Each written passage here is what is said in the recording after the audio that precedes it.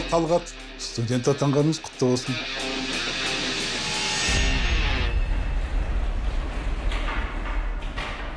Оқуда озат болып ата-анаңыздың үмітін ақтай беріңіз. Осы жасқа келіп, студент болуыңыздың бір себебі бар шығар? Кезінде оқи алмадық. Студент болу арманым болды. Міне солай. Сіз қай жақтан келдіңіз? Монголиядан келдім. Мен сізді үй жалдап тұрама деп ойлағам ғой. Жатақханасын бәрін көрейіктенді. Әй көке, бірақ бұл хабар жеңгемізге оңай болмаған шығар, е? Жоқ. Енді көрші.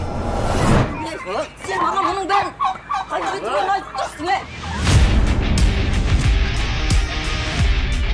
Жастармен жүру қызық емес шығар, е? Қызық? Жастармен жүрсең жасарасың. Әйтсе ауылда жүрген адам едік қой біз.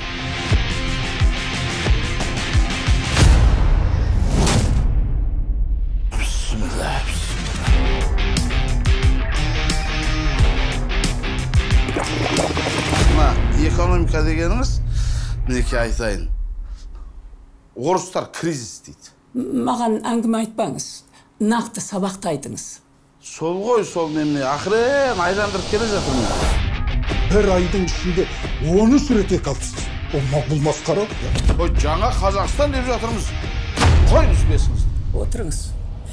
2. Жаман сөз ол, айтпандай. Соңғы сабақтан қашып кеткеніңіз не, я? Жасыңызда ұят емес пе?